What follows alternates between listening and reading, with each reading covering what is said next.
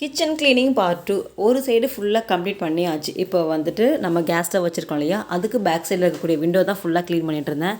அங்கே நிறைய டஸ்ட் இருந்தது. அதுவும் அடிக்கடிக்கு காக்கா வர வருமா, நாங்கள் மிக்சர்லாம் வைக்கிறதுனால அது ஃபுல்லாக அப்படியே பரப்பி விட்டு ஒரு மாதிரி கசமோசன்னு ஆக்கி விட்டுருந்தது. அது எல்லாமே நல்லா ஸ்க்ரப்பர் வச்சு ஃபுல்லாக தேய்ச்சி எடுத்துட்டு அங்கே ஃபுல்லாக கழுவி விட்டு கீழே நல்லா வந்துட்டு தண்ணி போட்டு கழுவி எடுத்தாச்சு. அது முடிச்ச கையோட கீழே நல்லா பெருக்கி தள்ளிட்டு அதுக்கப்புறம் இப்போது ஃப்ரிட்ஜ் க்ளீன் பண்ண வந்தாச்சு.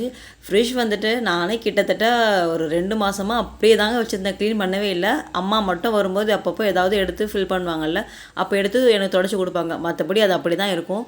இன்றைக்கி தான் ஃபுல் டீப் க்ளீன் பண்ணிகிட்டு இருந்தேன். எல்லாத்தையும் எடுத்து அப்புறம் தொடச்சி துடைக்கிறதுக்கு வந்துட்டு நான் அந்த க்ளீனர் இருக்கும்ல, நம்ம விம் லிக்விட் ஜெல், அது கொஞ்சமாக லெமன் ஜூஸ், அதுக்கப்புறம் கொஞ்சம் பேக்கிங் சோடா, இது மட்டும் போட்டு நல்லா குலுக்கி வச்சு ஸ்ப்ரே பண்ணி நல்லா தொடச்சிட்டேன்.